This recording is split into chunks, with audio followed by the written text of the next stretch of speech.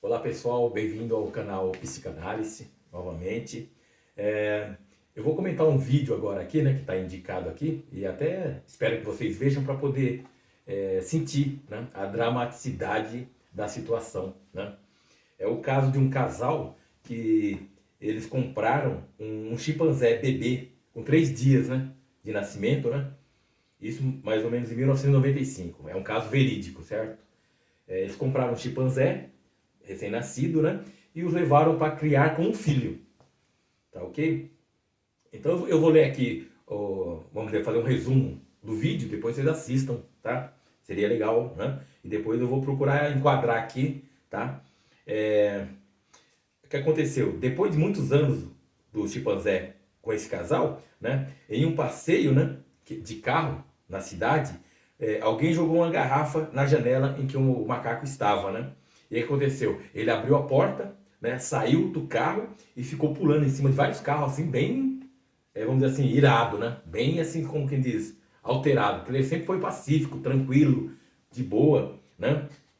Então o que aconteceu? Depois desse incidente, o casal ficou meio assustado porque ele levou 2 horas, né, nessa situação lá na cidade, pulando de carro em carro. A polícia foi acionada para conter ele, mas ninguém conseguiu, porque não tem como prender um macaco, né, que ele pula pra caramba, né? Vai pra cá, vem pra lá. Então levou 2 horas para ele se acalmar e voltar pro carro. Depois de 2 horas ele se acalmou, voltou pro carro, fechou a porta e ficou ali de boa. Passou, como diz, o estresse dele ali, né?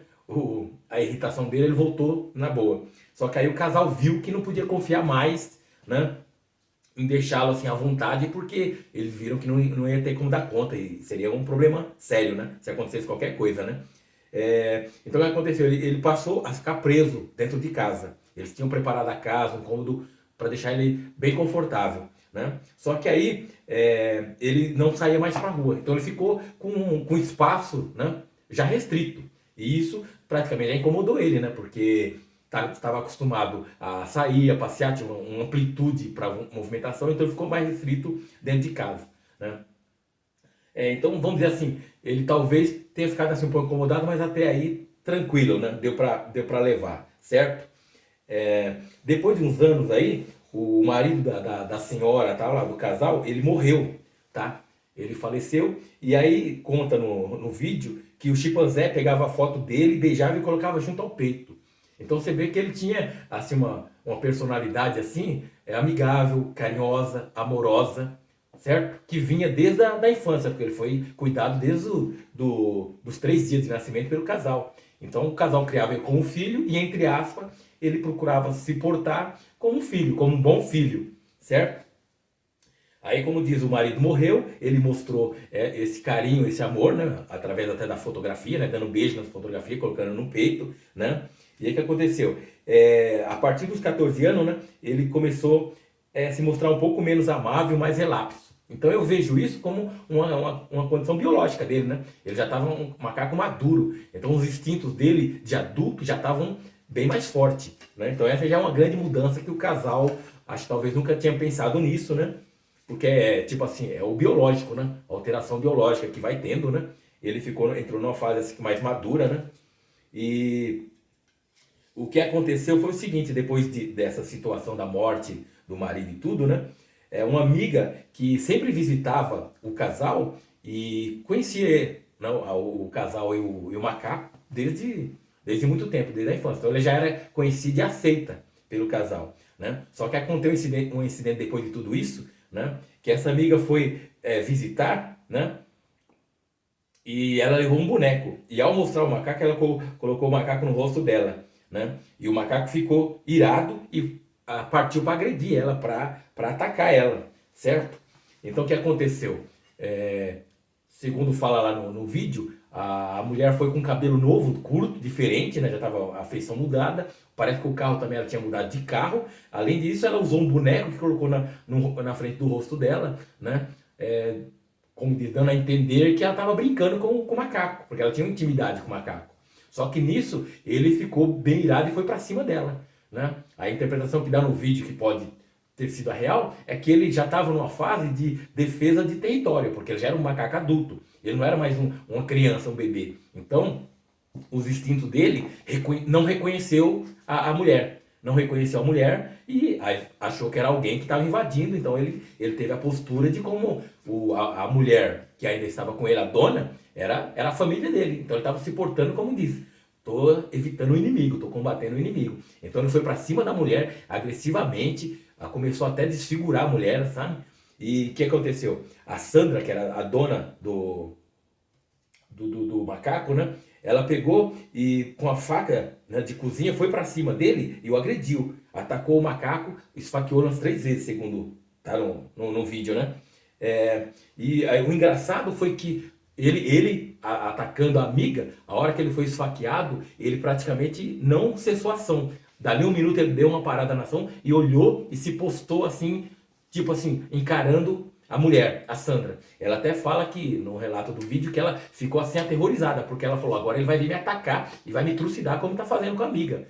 Só que ele olhou para ela, tipo assim, pensativamente, como quem diz, né? O que você tá fazendo comigo, né? Eu tô te defendendo, tô defendendo a gente, né? Nosso grupo. Ele pegou e voltou para atacar a amiga de novo, né?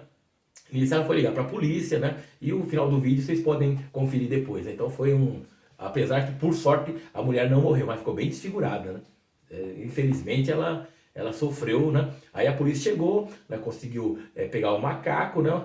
Teve que matá-lo, executar ele, porque ele estava bem agressivo e liquidou ele, tá? Então o macaco foi morto pela polícia, né? Nessa situação aí, tá? Então isso aí tudo, quando eu vi esse vídeo, eu falei, nossa, é uma coisa trágica e toda hora acontece coisas assim, né? Principalmente esses animais que são assim, mais perigosos, que não são animais assim, de cativeiro, sabe? Não são animais assim que é recomendado ter, né? Junto com os humanos, um contato afetivo, íntimo, né? Porque tem pessoas que têm animais assim que, fala sério, né? Sai totalmente da curva, né? Não é um gato, um cachorro que já, de tradição, é um animal doméstico. Então aconteceu essa situação, já aconteceram outras com outros animais e vai continuar acontecendo. Porque o ser humano ele não tem noção que o animal, ao mesmo tempo que ele se parece muito com a gente, ele é diferente, né? Ele não é um ser humano normal, né? Um animal como a gente, vamos dizer assim. Ele não é um ser humano normal que a gente acha, né? Quem gosta de animal, acha que pode tratar e ele vai se portar, vai se transformar num ser humano, tá? Então aqui eu encerro comentando o vídeo, né? Que vocês podem assistir e conferir, né? Esse desastre. E eu entro agora na parte psíquica. O que eu digo para vocês é o quê? A mente humana tem a mesma base que a mente animal. Isso a minha teoria, vamos dizer assim, defende e os fatos mostram. Resumindo, nós humanos somos uma evolução da mente animal que é inconsciente. Então nossa mente inconsciente é uma mente animal, que, como diz, é compartilhada pelos animais em geral. Tá? A estrutura é a mesma. Qual que é a diferença? A diferença nossa é que o homem conseguiu desenvolver uma linguagem, certo? E essa linguagem permitiu que ele criasse um outro campo, um outro ambiente onde os fatos e vamos dizer assim, afetos fossem vistos e trabalhados de uma outra forma, que seria não só a consciência em si, que se deve muito à linguagem, né? Porque ela ajuda a manipular, vamos dizer assim, a palavra, ela se serve como um instrumento para manipular os fatos e afetos inconsciente e consciente. Então a linguagem foi um grande salto, né, para a mentalidade humana. Nossa diferença, então, para o animal é que a gente tem essa capacidade a mais, tem uma linguagem estruturada que ajuda não só nos arquivos inconscientes, né, como na manipulação dos afetos e desses fatos, né? Mas a base é a mesma, tanto é que o ser humano ele consegue se entender com os animais, ele consegue vamos dizer assim, um convívio até razoavelmente bom, né? Até no caso desse chimpanzé, que ele só começou a sair da normalidade em si, né? Quando ele ficou mais adulto, né? Como diz a questão hormonal e pela situação que ele começou a passar, né? Então, aí que ele estava se diferenciando, a base dele se diferenciando da humana, né? Porque os instintos dele começaram a aflorar mais, certo? Então, a prova de que a mentalidade é a mesma, que é o mesmo recurso que a gente usa para poder ter uma interação com os animais. Ninguém conversa com o animal, ele entende. Ele entende, vamos dizer, entre aspas, ele entende os afetos, ele entende o condicionamento que ele vai sofrendo, mas ele não sabe o significado das palavras em si. Apesar que hoje já estão fazendo experimentos mostrando que o animal já tem uma condição de vamos dizer assim, certos gorilas, assim, que tem uma mentalidade, né, mais evoluído, uma capacidade maior, né? Golfinhos, né? Tem uns certos animais que ele tem um potencial mais próximo do humano. Ele já consegue, entre aspas, entender, vamos dizer, símbolos, né? Sinais. Então, quer dizer, é bem essa situação do animal. Ele, ao mesmo tempo que ele está próximo do homem, ele tem um certo barramento que ele não consegue atingir, né, o nível que nós atingimos. Tanto é que eles continuam sendo animais e nós continuamos sendo humanos. Ainda não tivemos a revolução dos animais como o planeta dos macacos, por exemplo, né? Que o animal atingiu o nível de humano, até de fala, e ele começou a dominar o mundo, né? Então, por enquanto isso é uma fantasia. Mas nada nega que uma hora pode acontecer até por manipulação genética, tá ok? Então, resumidamente, é isso. Comentando, né? E voltando, agora eu vou usar aqui a fórmula para poder mostrar para vocês essa ideia de que a base do humano e do animal é a mesma, por quê? É um inconsciente afetivo, né? E eu vou tentar mostrar como é que aconteceu essa história desse chimpanzé e por que esses fatos aconteceram, porque iriam acontecer. Já estava meio que predestinado a acontecer, cedo ou tarde iria acabar dando nisso, tá ok? Então aqui, ó, a gente vindo para o quadro, eu vou dizer aqui a base, vamos dizer assim, vamos pensar aqui agora no tempo do chimpanzé. O chimpanzé, desde de pequenininho, ele era um bebê. Ele estava numa posição aqui, na R2, né? De submissão, de necessidade e de dependência do casal. Então, ele tinha essa relação já armada, assim como nós humanos. Ele vivia essa relação e o casal estava aqui. O que aconteceu? O casal pegou, trouxe o chimpanzé para uma relação de R3, uma relação de amor, de amizade, né? De carinho, né? Não tinha uma paixão pelo animal, quer dizer, em termos, era uma paixão dos criadores por ele, né? Porque trataram como filho, com todo carinho, fizeram o melhor que podia por ele. Então existia uma certa paixão, né? Não sexual, erótica, né? Como Freud poderia pensar, mas uma paixão de carinho mesmo, de amor, assim, sabe? E o que acontece? Teve a paixão, a relação de amor e a relação de amizade. Então o animal aqui, o chimpanzé, ele vivia, olha só a seta, uma interação com o casal. Uma interação com o casal. Até uma certa idade, antes desse fato que ele foi para a cidade e acabou, vamos dizer assim, causando esse rebuliço, né, que ele se revoltou e saiu fora, ele não tinha muita carga aqui na R4. Ela estava assim meio que dormente. A relação R4, que era uma forma dele estar escalonado aqui no narcisismo, no caso do animal, narcisismo animal, ela não estava bem, vamos dizer assim, constituída, porque ele não teve momento, ele não teve chance para, vamos dizer assim, polarizar para essa relação. Então vamos dizer que ele estava numa relação aqui bem tranquila, bem, vamos dizer assim, bem dormente, vai, certo? Porque essa relação estava lá, mas estava bem dormente, porque a grande massa de energia psíquica, né, vamos dizer assim, a libido, né, que o Freud coloca no humano e no animal a gente pode falar os instintos, ou até a libido também, né, porque nós somos muito semelhantes, estava fluindo aqui e aqui. Então vamos dizer, uma certa cota aqui, como essa relação era o forte, né, deles, estava atuando nessas duas relações. Essa estava meio que dormente, certo? A grande carga aqui, nessa relação, e essa aqui estava de boa. Então as duas relações aqui, ó, essa de sofrimento, de falta do animal, estava fraca, assim, vamos dizer assim. Ele não sofria tanto, porque ele era bem cuidado. Então a relação QR4 também estava bem tranquilo, ele não precisava armar ela, não precisava fazer uso da R4, né? Porque ele estava numa situação confortável aqui. Aí o que aconteceu? Com a morte de um dos donos, né? Ele, ainda nessa posição aqui, ele mostrou, né, que ele sentiu um carinho, que ele sentiu falta, porque ele perdeu um dos elementos dessa relação, né? Então isso levou ele a ficar um pouco assim triste, amargurado, né? Deu um pouquinho, uma pequena queda aqui nessa relação, porque ele sentiu uma falta, ele sentiu uma perda, né? Então ela deu um pouquinho, uma decrescida um pouquinho aqui, gerou um certo sofrimento nele, né? Tanto é que pela foto ele simboliza isso, né? Que ele aumentou um pouco a sofrência dele, vai, né? Porque ele perdeu um dos elementos aqui, né? De amor, que era um dos donos dele. Mas ele continuou com a mulher. Então ele acabou, depois de certa idade, ele acabou considerando ela como ela considerou ele desde o começo. Ela era parte da família dele. Ela era vista como a mãe chimpanzé dele. Então ele estava bem se apegando nela, bem apegado nela, né? Ele já tinha perdido, ele tinha tido uma perda e ele estava agora com ela, tratando ela como mãe e ela tratando como filho. Então, na época que a amiga foi lá para visitar, e bem mudada, ela quis dizer, o chimpanzé ele pensou o quê? Na mente dele, vamos dizer assim, que agora ele tinha que proteger a mãe e ele era o homem, vamos dizer assim, o chefe do bando ali, né, da casa. Então ele foi agredir, nessa hora que ele foi agredir lá, essa polarização subiu, bombou. Essa polarização da R4 bombou. Então foi nesse momento que ele saiu um pouco daqui do foco aqui dessa energia, né? E passou a investir um pouco aqui. Então ele movimentou para cima. Desculpa aí. Ele movimentou para cima, né? Essa polarização narcísica, egóica, certo? Assim como ele já tinha caído um pouco aqui. Então aqui ele já estava num nível um pouco mais de sofrência, um pouco mais assim de ansiedade, de tormento, tudo, né? Já estava um pouco assim, já mais sentindo uma carência maior, né? E nesse momento aqui, ele foi para combater algo que ele já via como negativo. Então, quando ele subiu para essa relação aqui, né? Ele se tornou destrutivo, porque ele ficou na posição de dominância, de poder, tal, e ele viu a amiga da família e tal, como ele estranhou um bocado ela como inimiga. Então, ele se tornou um ser e ela se tornou um objeto. Então ele foi para agressão total em cima dela.